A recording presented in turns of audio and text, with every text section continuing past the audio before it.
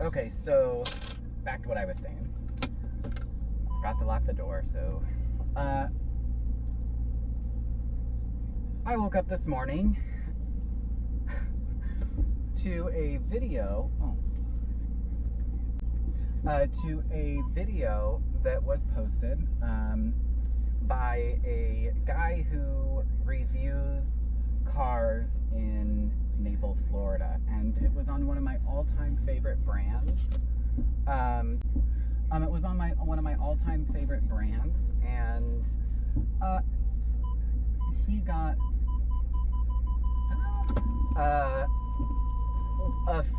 many things wrong. So I'm going to correct him. Because, sorry. There is nothing worse than spouting off information and it not being correct. And when I was young, my parents pretty much beat into me, do not make a statement unless you know it to be fact and you can prove that it is fact. Otherwise, you are going to make an absolute ass of yourself one day. Well, here we are. Someone's made an ass of themselves. And I am about to tell you why. Okay, so to start, he says the Mercedes-Benz CL, the C215 chassis, is a great bargain for luxury.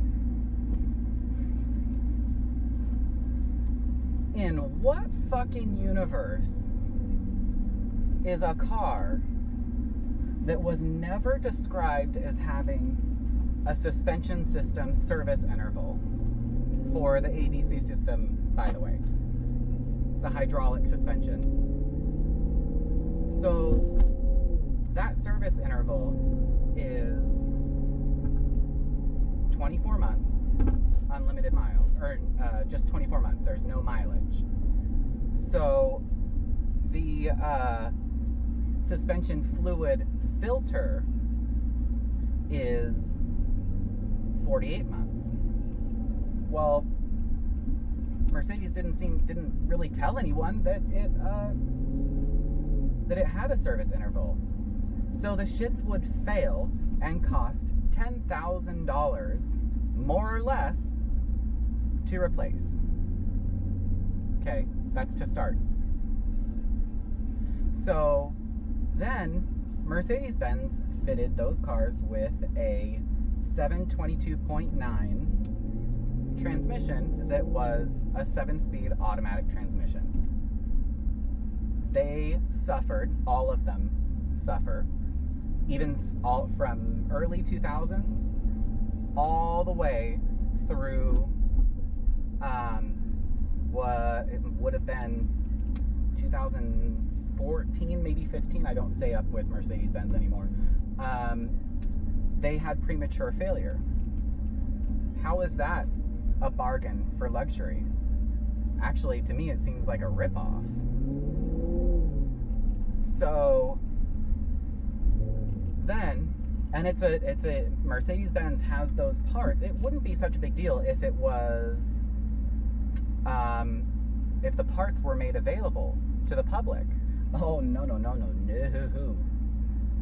Mercedes-Benz has those parts on such a lockdown that you cannot get a hold of the conductor plate or the turbine sensors.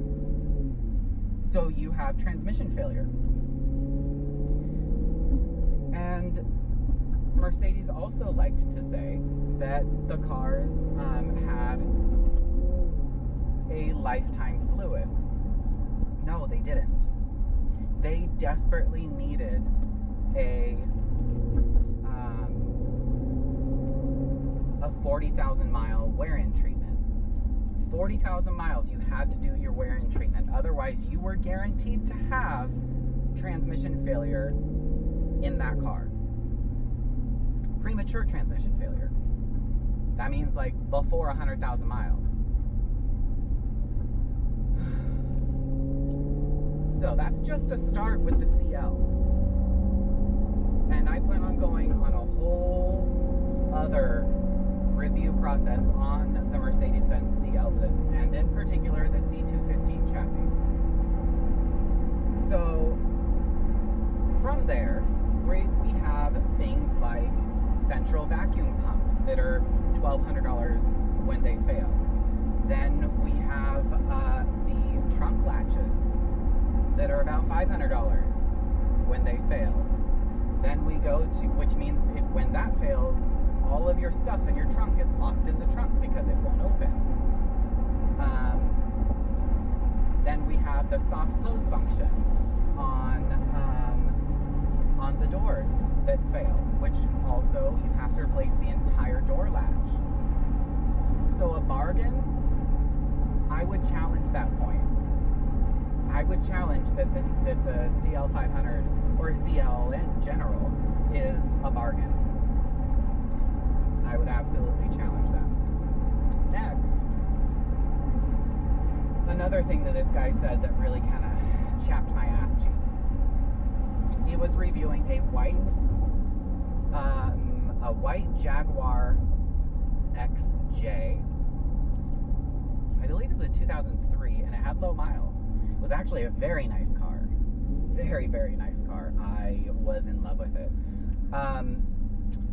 But where I turned the video off and could not even continue was that this gentleman seems to think that the Jaguar XJ, or Jaguar period, was rummaging through Ford's parts bin and decided that they wanted to use the early 90s Mustang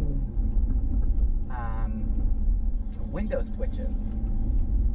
What I want to know is, and what sick, twisted fucking reality did he get that? Jaguar, I have notes. So, first and foremost, Jaguar was purchased in 1990 by Ford. However, from all the research that I've done and all the people that I've talked to, Jaguar stayed independent until 1999. Independent. Let that simmer for a second. Independent. That means aside from and all by oneself. So I highly doubt that Jaguar used any of Ford's parts on the 308 chassis, the X308. It was one of my favorite chassis from Jaguar. I owned one at one point, and I liked it. It was a great car. I beat the shit out of it too. It never died. One of the things that about that car is that if you missed your services, if you were lazy on your services, it would fall apart. Oh yes. The good thing is that I was never late. I never missed my services. Whatever. Also, they did have a timing chain tensioner issue. It was a relatively common fix. I didn't see this Subaru is an SDI. I should roll down the window and ask him what flavor his vape pen is. I cracked myself up. Anyways, so with that, Jaguar developed that 4.0 engine. They were chiefly responsible for that engine, and they put a lot of money into the 4.0. The 4.0 V8, the AJ 4.0 V8. They put a lot of money into that engine. A lot. They spent most of the 90s developing that engine. Jeez.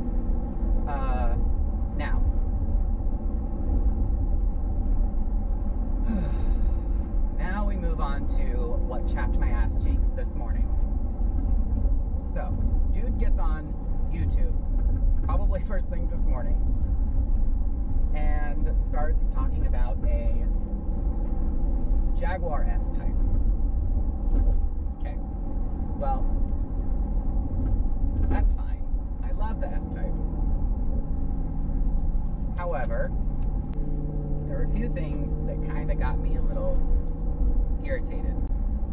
Jaguar developed the platform for the S-Type. There's a bug in here. Go. It's trying to kill me.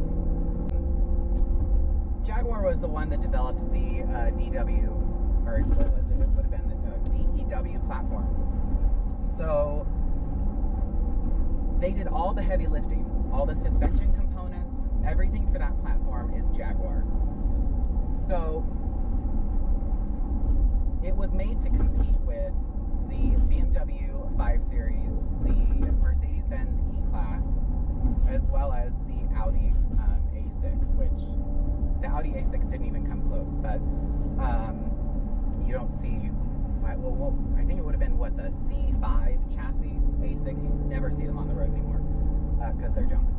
So at first, Jaguar equipped, because they came to an agreement with Ford, that they would use the 55RE 5-speed transmission.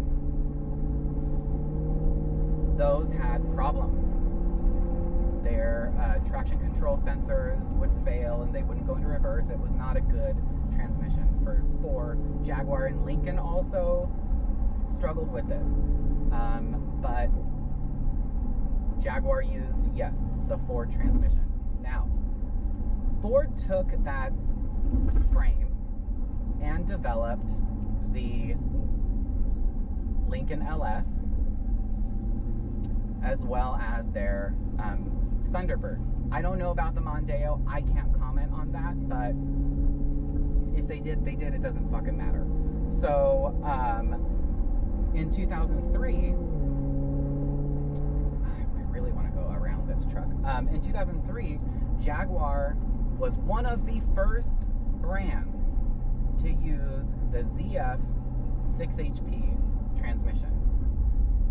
So, BMW is the one that generally uses the ZF transmission. There we go, finally.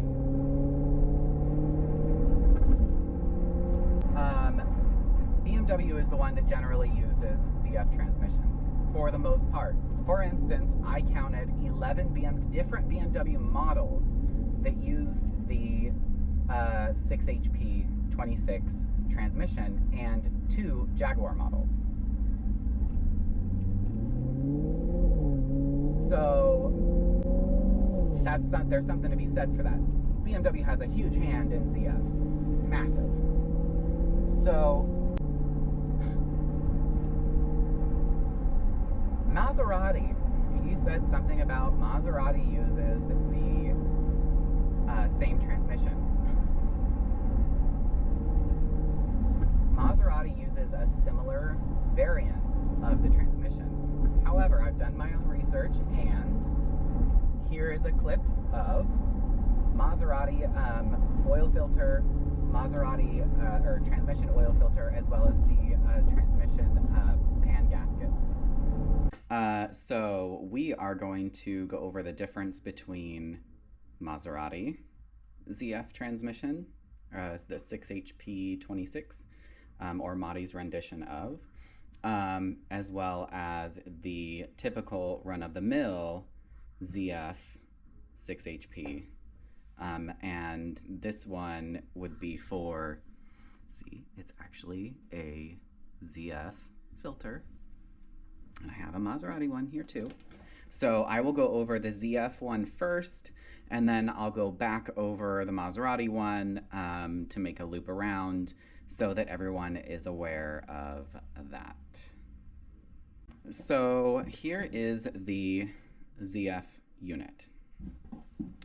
So the filter comes in built into the pan, which is fine. It works.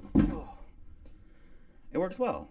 It would have been nice if Maserati would have used this exact setup, but I understand why they weren't able to.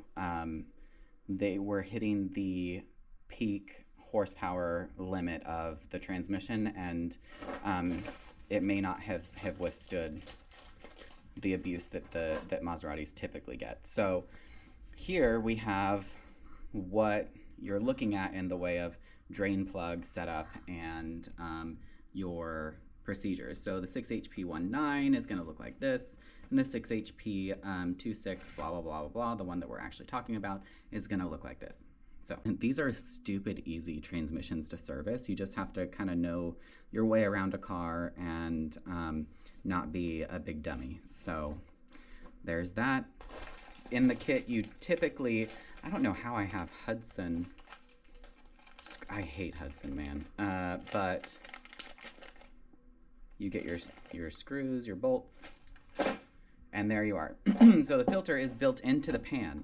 So here's where it pulls fluid from, and ZF put two, and actually these are really strong magnets. So it put two magnets here, and hopefully the if there was any metal particles, it would be pulled to the side as the fluid is being sucked in. So typically what you do is, on the cars that are equipped with the 6HP transmissions, you would want to service them at 40,000 miles. That's your wear and service, not the treatment, like I misspoke in one of the videos. I think the whole kit was like $190 something. So it's not expensive at all whatsoever. So here, okay, there's the gasket for the Maserati. So with the Maserati, they have a different filter. It's more like the old 5 HP. Sorry about it. It's more like the old 5 HP transmissions and the old General Motors transmissions that was in the 3 Series, the E46s. So it's a very similar design. So I went to Maserati to get this filter setup, but it's actually manufactured, if you can see right there, it's manufactured by Filtran. So I might try to get the filter kit next time from Filtran, but we'll see. And then there is the part number there. There we go. That's the ZF part number. And then, so this gasket, it's just a paper gasket. So the pan on the Maserati is actually bigger than that pan. That's the difference. So what Maserati did is they changed a lot of things about the transmission. So they used different materials in the manufacturing process, and in order to strengthen the transmission for the additional horsepower and the additional torque. It's not the same transmission, bitch.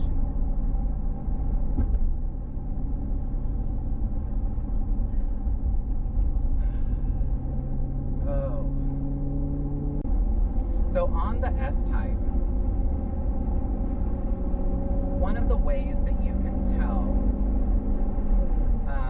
that the S-Type is developed by Jaguar is the fact that there's no Ford stamps. Go! Get over, fuck! Okay, so there's no Ford stamps. It's all Jaguar. Jaguar manufactured the S-Type. Jaguar developed the S-Type. Jaguar parts are on the S-Type. Now, does that mean that there are parts that all the parts are exclusive to Jaguar? No, no, no. That's not what that means. But on all the parts for the Lincoln LS, there are Jaguar stamps. So, again, brings me to my point. Jaguar developed the S-Type. What is that squeaking? So Numbskull said that the 3.0 in that Jaguar was 300 horsepower. Again, in what reality does that Ford engine develop 300 horsepower? Because no, it does not. On a good day, going downhill with the wind behind you pushing you, you're doing maybe 240 horsepower, not 300. Now, the 4.2, yes, I believe it was just about 300 horsepower. And the 4.2 V8 was the engine to get. It was reliable. It's stout. It had enough kick. You could have a lot of fun in it. The 3.0 was not reliable. It suffered worse resale values, much worse, which we'll get to that in a second as well as oil leaks on the X-Type, which is the baby Jaguar, the X-Type. The X-Type suffered from transmission failure and massive oil leaks. But the X-Type in comparison has all Ford stamps on every single one of their parts. There is a Ford stamp. The X-Type was produced in the same line as the Ford Taurus. It is a Ford Taurus. If you set them next to one another, that's how you know it's a Ford Taurus. I personally, for my dealership, I will never buy an X-Type. Ever. I bought one, it didn't make it through to retail, and I sold it back through the auction and let it go because I was not even going to be dealing with that bullshit. Yes. Sir here in his truck that just passed us, the white truck, was staring at us. I think he was looking at the car. The 4.0 V8 made 280 horsepower. The 4.2 was just about 300. I think it was just a few horsepower shy of 300. Those two were the engines to get. The 4.0 did suffer from some coil pack issues. When you did the spark plug service, you had to do it every 60,000 miles. You had to replace the coils with it. It was a little bit expensive, but you had to do it. It's just something that you couldn't avoid. Otherwise, you'll be back in a few miles replacing those coil packs anyway, so just do it. Well, the 4.2, I should say, is just a rework of the 4.0. They updated the cooling system. They made it more complicated. I don't like working on the 4.2 all that much because of the cooling system. The hoses tend to be kind of braided together in order to keep the fan from hitting some of the cooling hoses, and it's just annoying. But all in all, the brand of Jaguar is one of my all-time favorites. Oh yeah. He keeps calling in the video, he keeps calling the S-Type a pedestrian sedan. Okay. Of course it's fucking pedestrian. Has a Ford Taurus V6. What do you expect?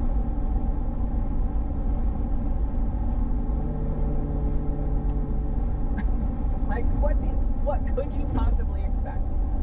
It has a Ford Taurus V6. Of course it's gonna be humdrum and fucking boring as shit. Holy Moses. And of course you can't have fun with it. Duh. It's a 240 horsepower V6 in a very heavy car. Someone's bing-bonging me.